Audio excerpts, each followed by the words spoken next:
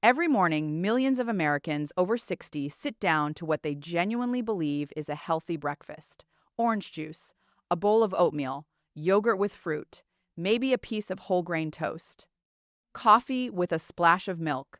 They are following the advice they have been given their entire adult lives. They are doing everything right. And they are quietly, systematically dissolving their own bones. Not dramatically, not overnight. The way a coral reef dissolves in acidified water slowly, silently over years until the structure that looked completely solid from the outside is hollow, brittle, and one single storm away from collapse. That is what is happening to bone tissue in the majority of Americans over 60. And the most common culprit is not age, not genetics, not inactivity. It is the breakfast they eat every single morning, convinced they are doing their skeleton a favor. Here is what is so frustrating about this.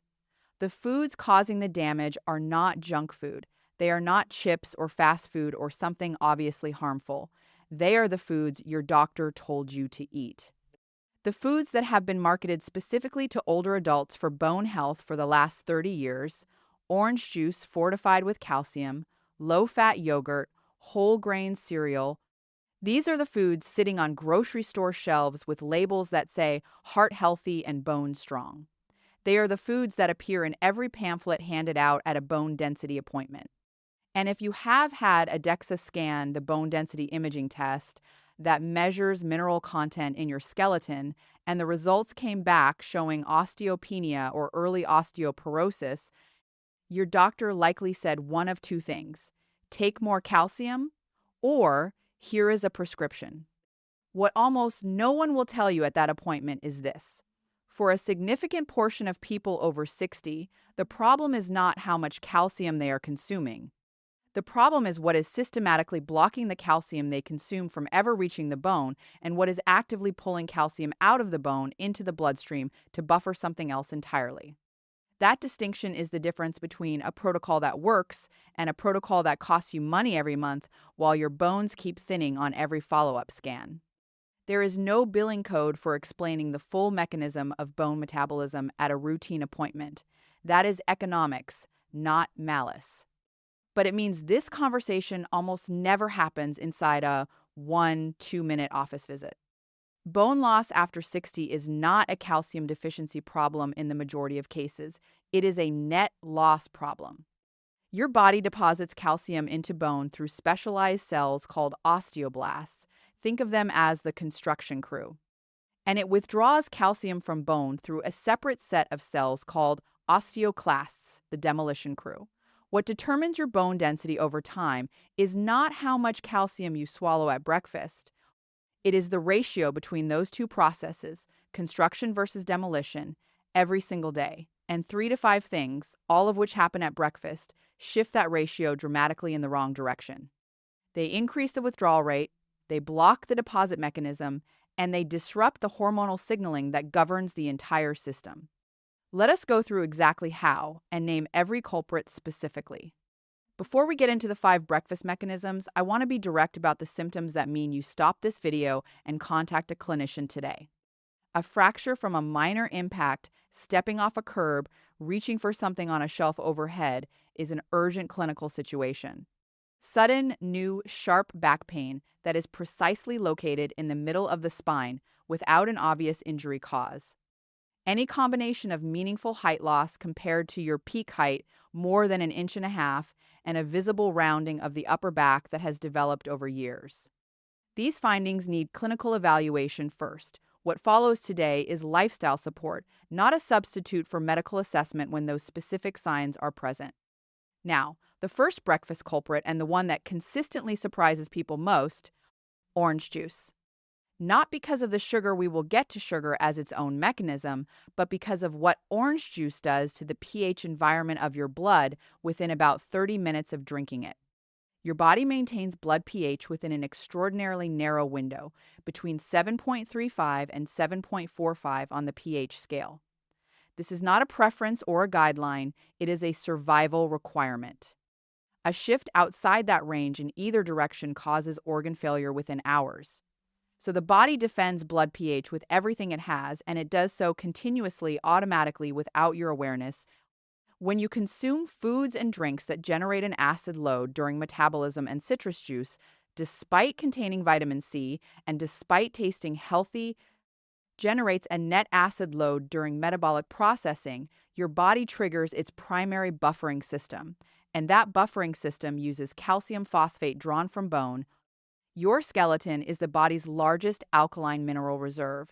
It is the emergency responder when blood pH comes under pressure.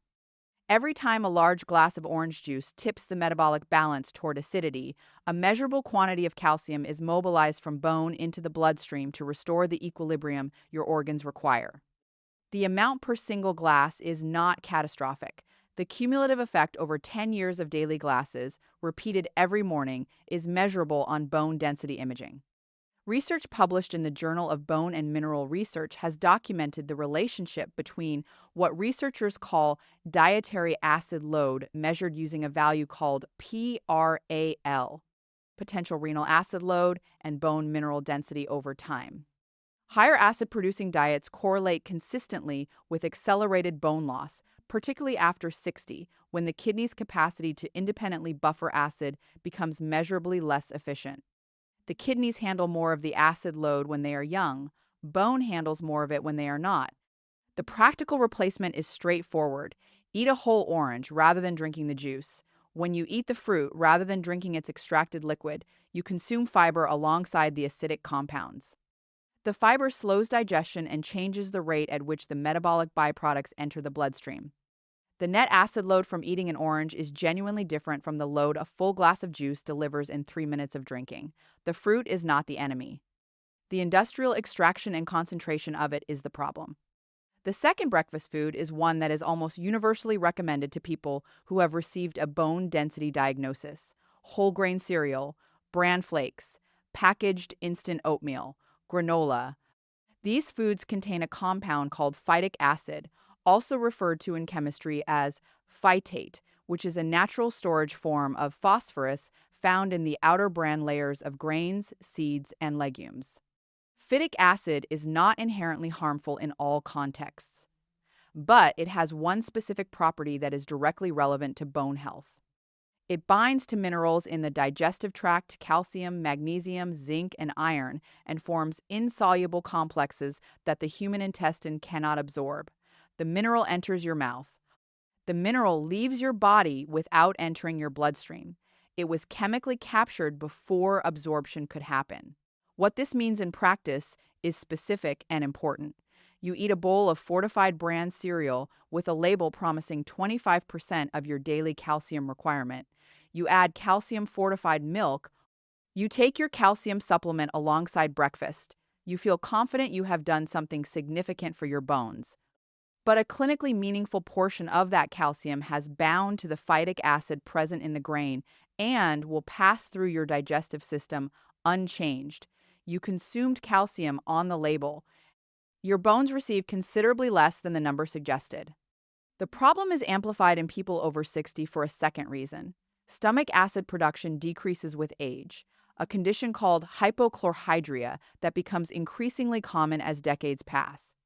Stomach acid is one of the mechanisms the body uses to begin breaking down phytate before it can bind to minerals.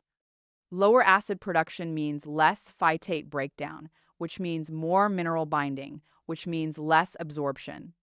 The combination of phytate-heavy instant oatmeal and age-related reduction in stomach acid is not a minor inconvenience. It is a systematic reduction in bone mineral delivery that repeats every morning. The fix is not to eliminate oats. Oats, prepared correctly, are a reasonable food. The fix is preparation. Traditional soaking of rolled oats overnight. 1 cup of oats in 2 cups of water with 1 teaspoon of apple cider vinegar or fresh lemon juice added activates a plant enzyme called phytase that degrades phytic acid before you eat. 14 to 16 hours of soaking reduces phytate content by 60 to 90% in most grain types. This is not a new or unconventional idea. It is how grain preparation worked across cultures for centuries before packaged instant food existed.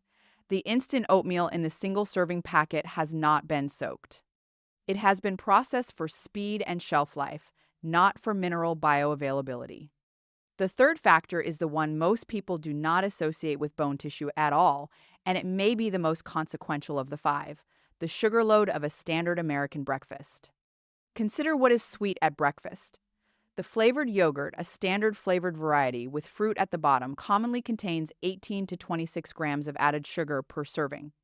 The granola, the glass of juice, the honey drizzled over oatmeal, the sweetened coffee drink, the dried cranberries added for flavor. These items are not perceived as candy. They are perceived as healthy morning food.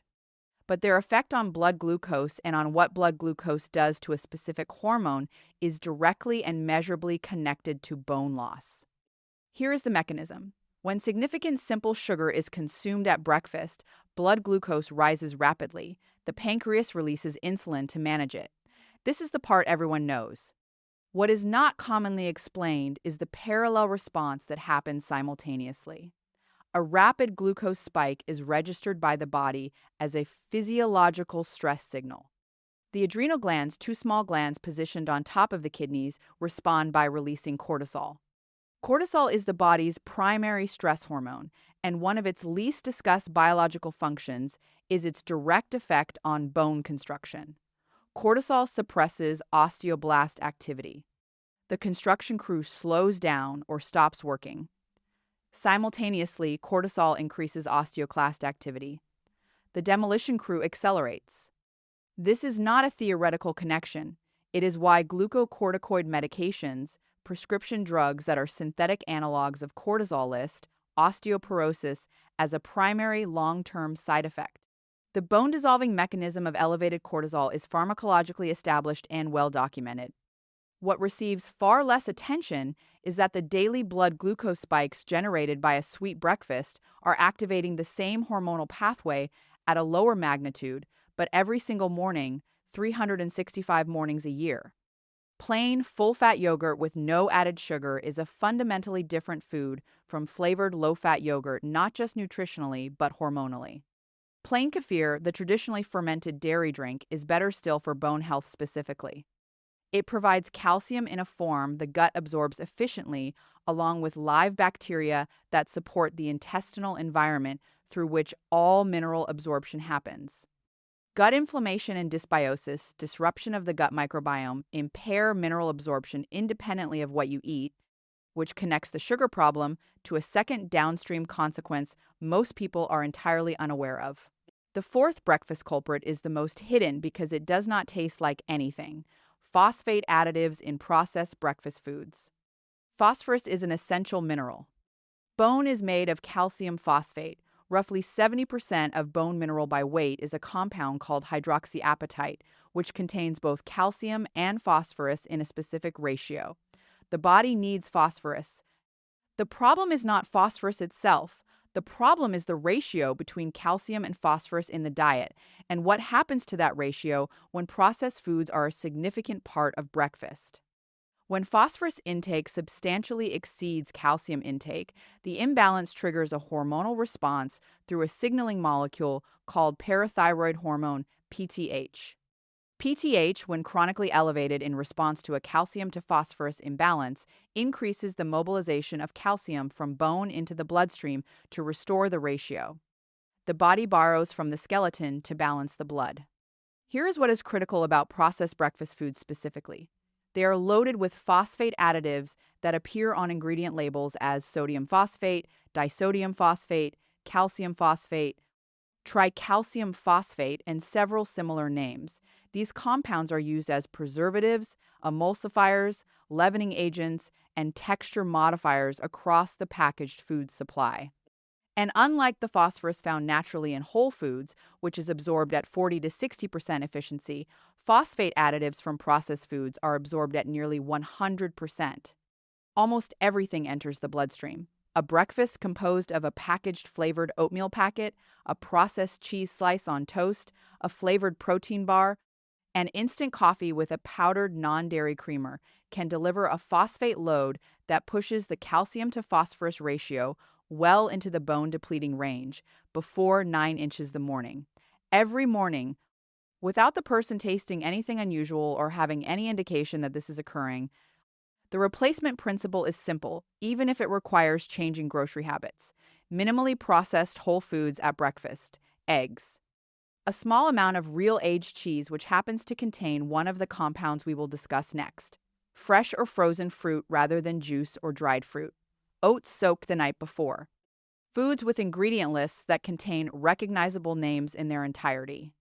The fifth factor is the one that renders all the other factors somewhat irrelevant if it is absent, because without it, the calcium you absorb from any source cannot effectively deposit into bone, regardless of how well you have addressed everything else. This factor is vitamin K2. Most people have some familiarity with vitamin K in the context of blood clotting. What is almost never explained is that vitamin K exists in two distinct forms with fundamentally different roles in the body. Vitamin K1, found abundantly in leafy green vegetables, governs the clotting cascade. Vitamin K2, found in a much narrower range of foods and produced in small amounts by gut bacteria, governs something entirely different. Where calcium goes in the body once it enters the bloodstream. Vitamin K2 activates a protein called osteocalcin, which functions as the biological instruction that tells calcium to deposit into bone tissue rather than continuing to circulate and accumulate elsewhere. Without adequate K2, calcium absorbed from food or supplements enters the bloodstream and lacks the directing signal. It circulates. It deposits in places it was never meant to be: arterial walls, kidney tissue, joint spaces, while bone mineral density continues to decline because the deposition signal is absent. This is why research examining calcium supplementation without K2 cofactors has associated it in some populations with increased arterial calcification rather than improved bone density. The calcium is going to the wrong destination. The breakfast connection is direct and practical. The foods highest in vitamin K2 are almost entirely absent from the typical American morning meal. Natto-fermented soybeans is the richest dietary source in the world and is not a common American breakfast food. Gouda and Edam cheese contain meaningful K2 amounts. Egg yolks contain some, with pasture-raised eggs containing more than conventionally raised. Grass-fed butter contains K2 in a form the body can use. The standard American breakfast of instant oatmeal, flavored yogurt, fortified juice, and packaged cereal contains effectively none of these. The morning change required to address this specific deficiency is not complex. 2 eggs cooked in a small amount of grass-fed butter or ghee, alongside a portion of plain fermented dairy, with a slice of aged Gouda or Edam if available.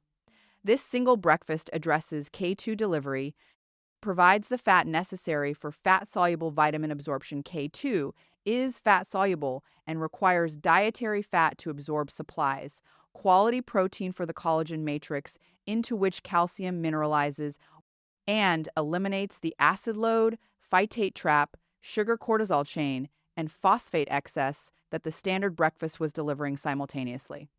Consider a woman named Patricia, 67 years old, recently retired, genuinely active. She walked every morning, took her calcium supplement consistently, and ate what she sincerely believed was a textbook bone-protective breakfast: a glass of calcium-fortified orange juice, instant oatmeal with dried cranberries, and a drizzle of honey. A flavored, low-fat yogurt. She had been eating this breakfast, or a close variation of it, for more than a decade. Her DEXA scan came back showing osteopenia bone density below the normal range for her age, but not yet at the threshold for a fracture risk diagnosis. Her physician recommended increasing her calcium supplement to 1,200 milligrams daily and discussed a bisphosphonate medication.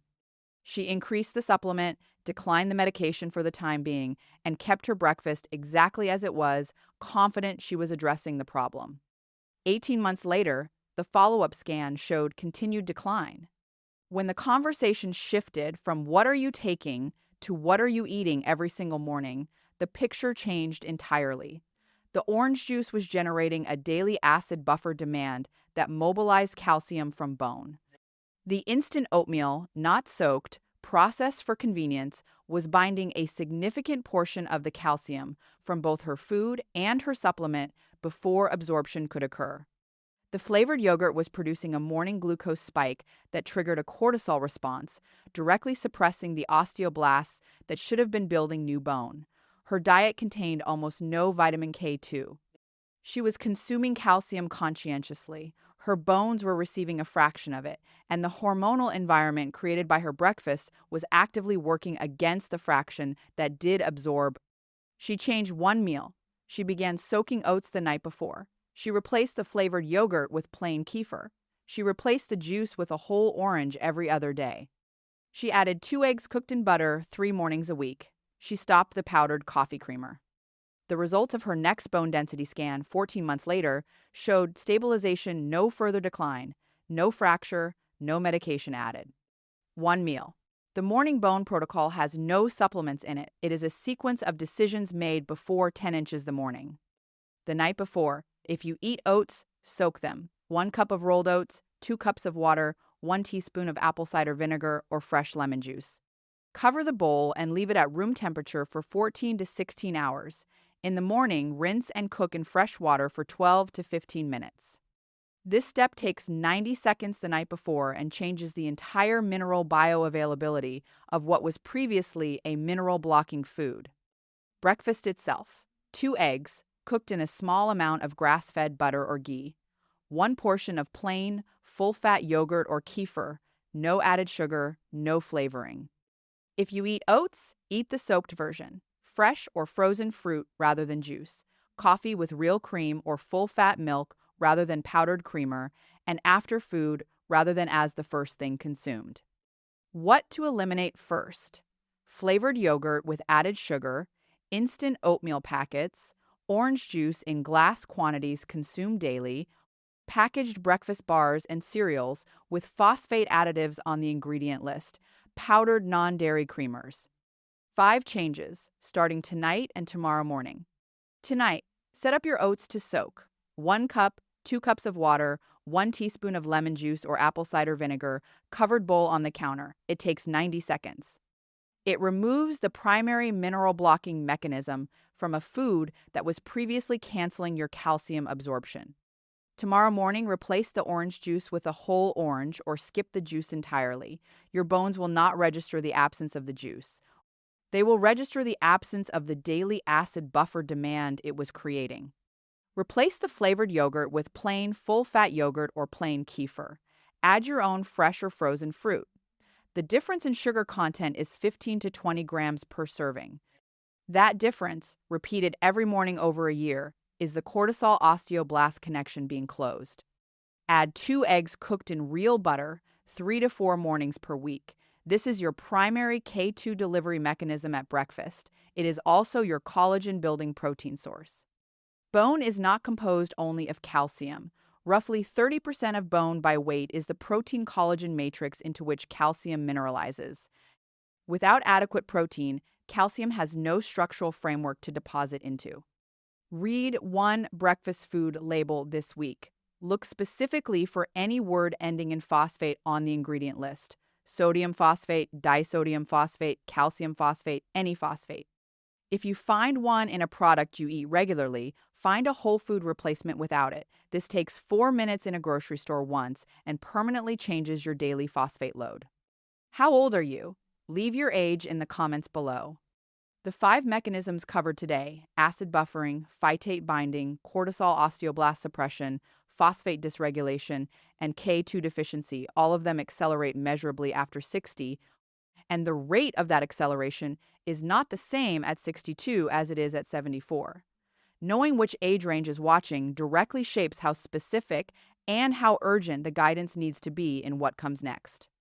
Your bones are not failing because of your age. They are losing density because of specific, identifiable biochemical mechanisms that have been operating at breakfast every morning. Mechanisms that can be interrupted with changes that cost nothing beyond slightly different food choices and 90 seconds the night before. Not a prescription, not a supplement regimen, a different sequence of decisions before 10 inches the morning.